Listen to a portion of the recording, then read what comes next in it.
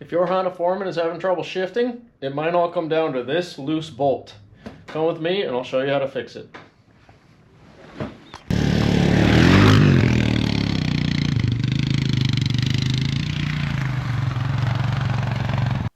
Hey guys, my name's Nate. Today we're going to be talking about a 2004 Honda Foreman. Alright, so this thing is in here for shifting issues. The customer states that it got stuck above second gear. So it will not shift below second. That means it's not going into first, and you can't get to neutral, so it won't allow it to start either.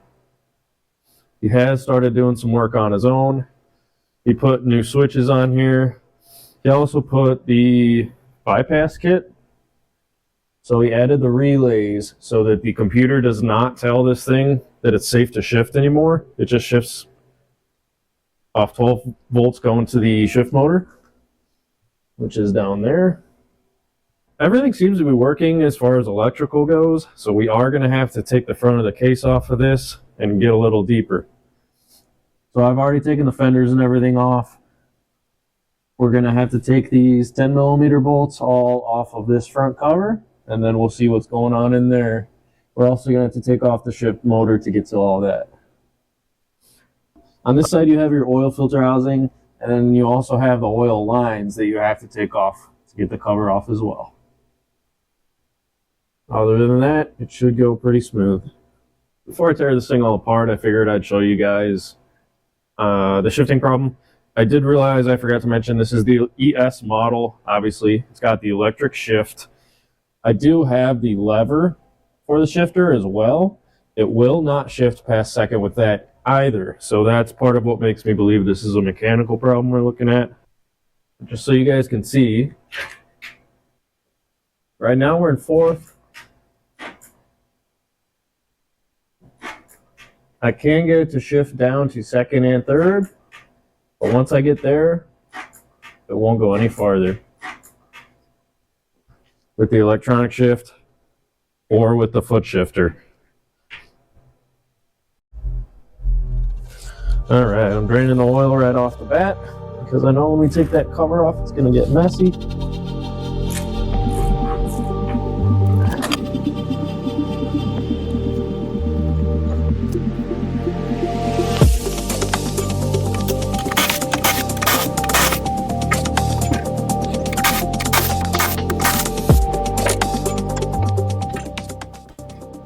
Alright, we got it up off the ground. We got the wheels taken off on the front.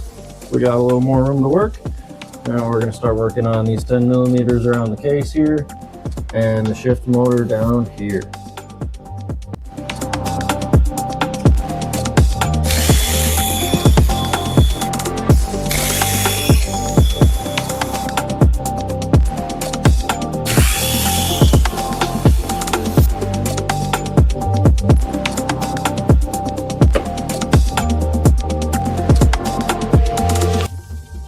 I don't know if you can see very well, but there are 3 10mm bolts holding this housing on, and then there is one 8mm that actually clamps the motor onto the housing as well as goes into the housing behind that.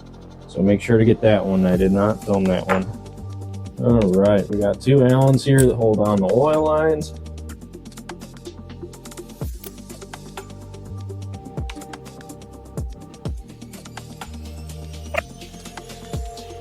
It's this clamp. There's also a couple of O-rings in here, so if you're going to reuse those, make sure not to lose those. I'm going to go ahead and take them out so I can save them. I didn't mention these gears down here yet because I did already check them on this machine, but if you do have a shifting problem, you might want to check that first. You could have a couple sheared off teeth in there.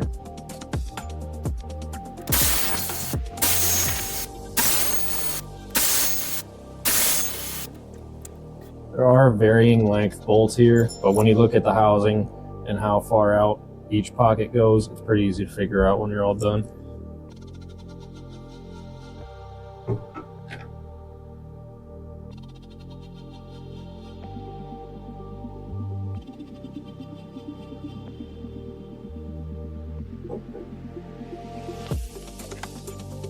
Sneak the housing out just like that.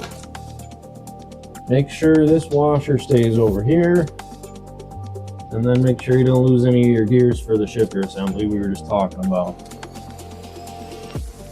Alright, we can see a little bit more what makes this thing work now.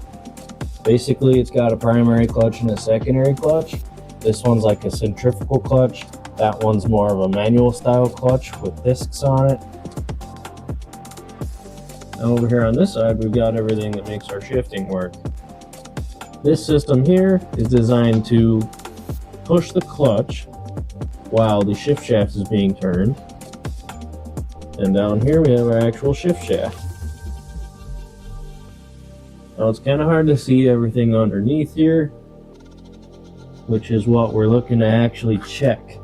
But there are plates down here that work together to make everything shift happy.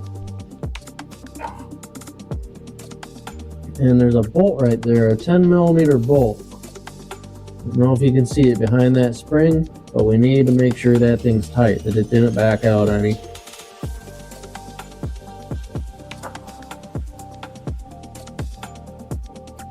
Alright, now sure enough, just like we suspected, this bolt is finger tight. I didn't even put a ratchet on this. This bolt holds those plates together exactly where they need to be to shift correctly, and it is not tight. So what we're gonna do is take the bolt out, put some Loctite on it, find the torque spec, torque it down exactly how it's supposed to be, and then we're gonna have to order a gasket for this crankcase, and then some oil and a new filter, and then we'll give her a test drive and she should be on the road.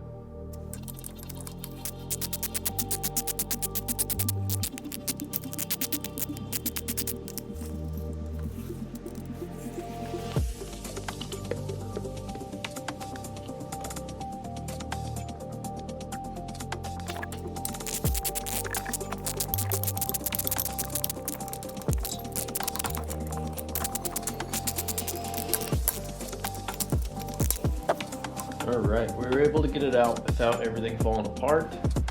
We made sure to get our blue Loctite on it. We got the bolt back in there.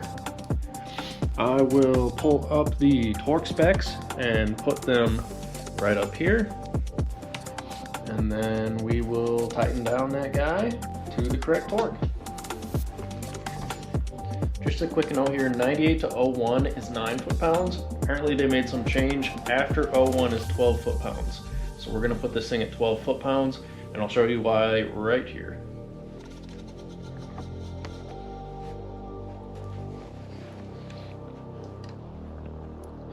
Alright, we got the torque wrench. Let's tighten her down.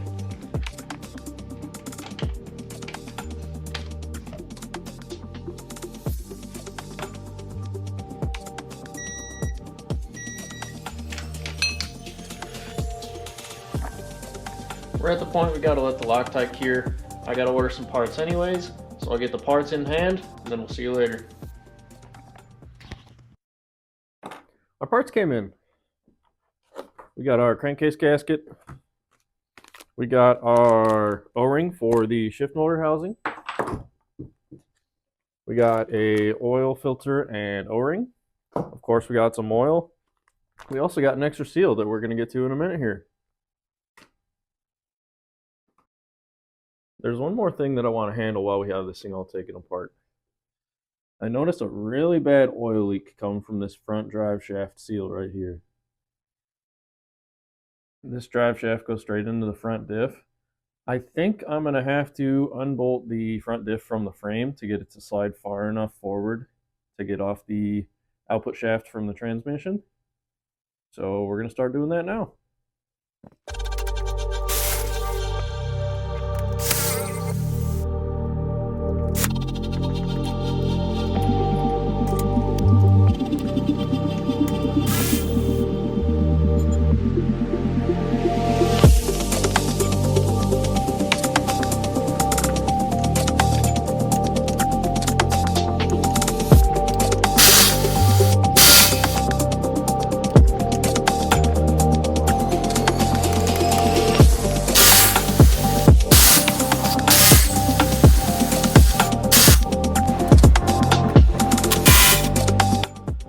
There are 3 mounting bolts, one here at the front with a bracket on it, one up there at the top,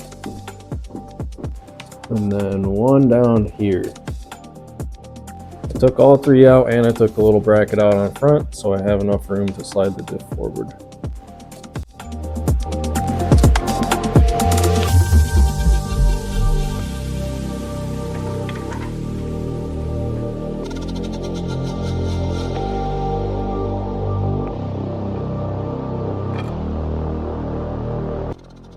We were able to get it to slide off far enough.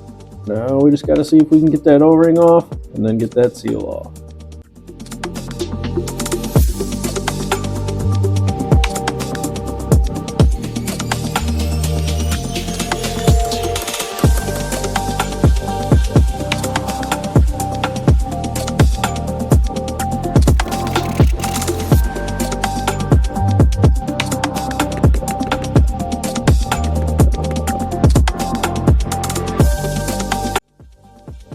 All right, we got the seal in. Time to get some of that old gasket material off.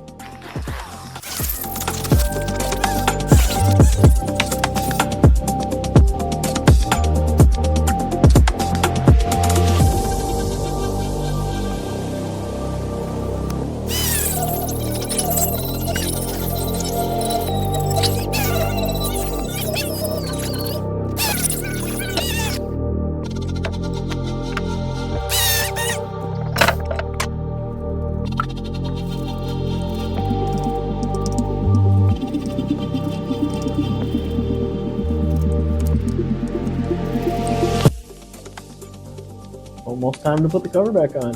Don't forget to put the shifter assembly back in like this. And then there's this little tiny O-ring. This guy needs to go back on right here. We're ready for the cover. One more thing. If your washer fell off your shift shaft like mine did, put that guy back right on there.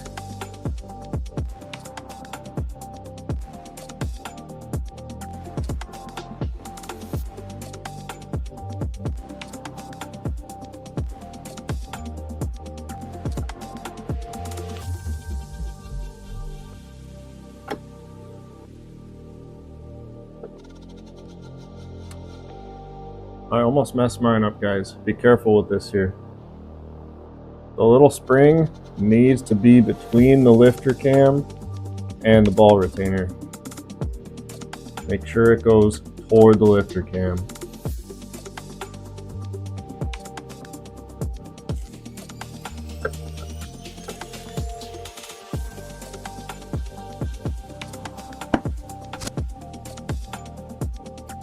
You are going to have some different length bolts, but it's pretty easy to figure out. The super long one goes right here in the middle. The next 2 long ones go right here by the oil filter housing, and the rest are all the same.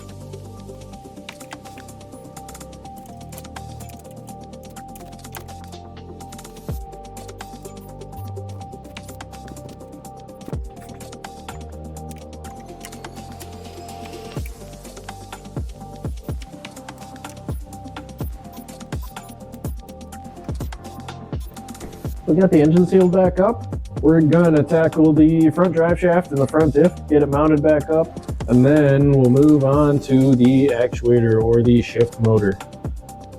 We'll get this O-ring on here first.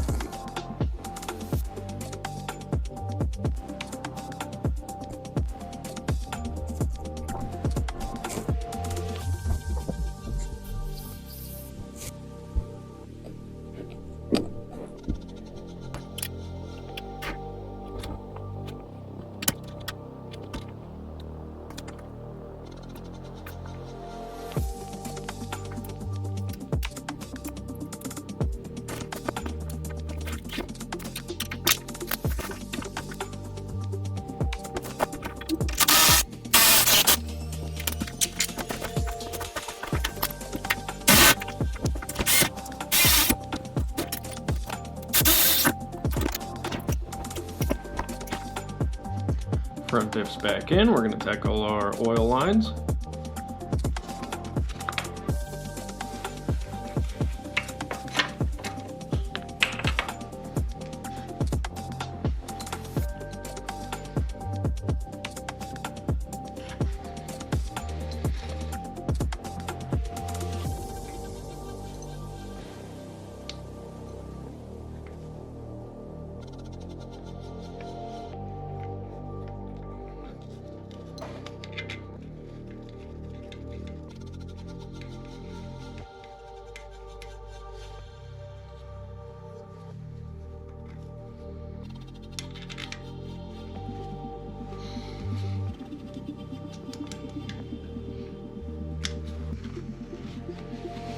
Clean up our shift motor housing just a little bit so we know that the O-ring will seal.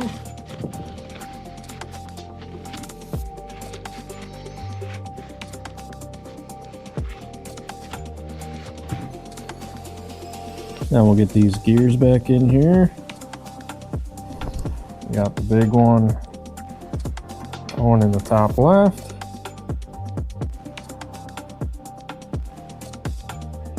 Little one going in the bottom. And then this one's got a master spline, so you can't really mess it up. We're gonna put a little bit extra grease on these gears.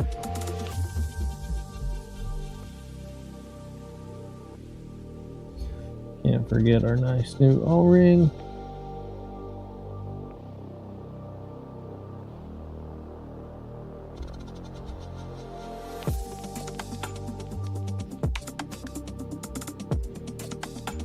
Now we're gonna get the motor on.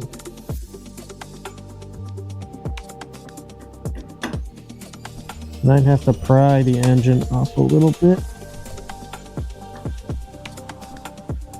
Alright. Now we got 4 bolts to get in there, 3 10s and an 8. The 8 goes on this part that goes through the actual motor case as well as the housing. The other 3 are all 10s.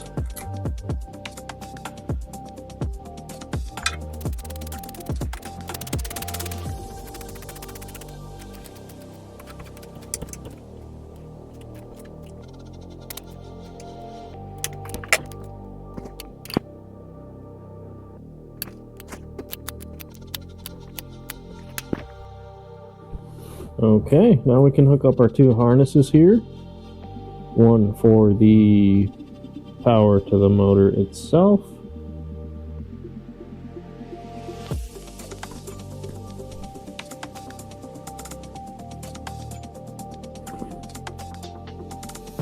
And then we've got this one over here. It's for the angle sensor. Now we can lower it down a little bit so we can test the motor. Hopefully you guys can see the screen. We're in neutral right now. I'm going to hit the up arrow. We got first. We got second. We got third. Fourth. Fifth. Now all the way back down. We got fourth. Third. Second. And first, all the way to neutral.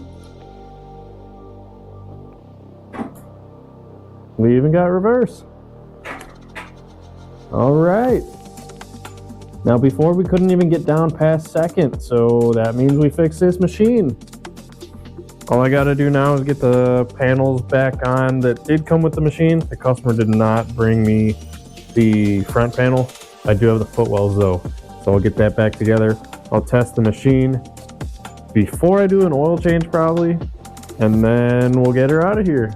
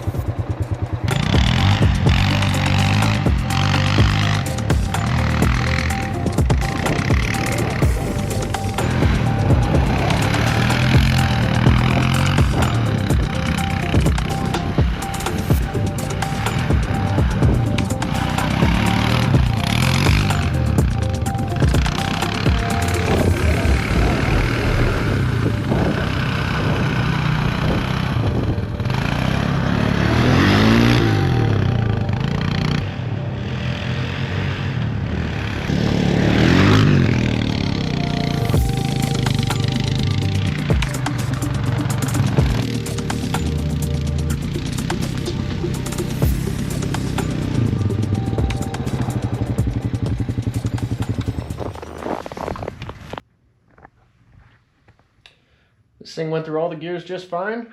And I'm not going to bore you guys with putting all the covers and wheel wells back on. So that's it for this video. If you made it this far, please like and subscribe. If you found it helpful, share it with a friend. We got a lot more projects coming up. Might be something like this right here. Who knows? I hope this helped you guys get your Honda Foreman going like it should. See you next time.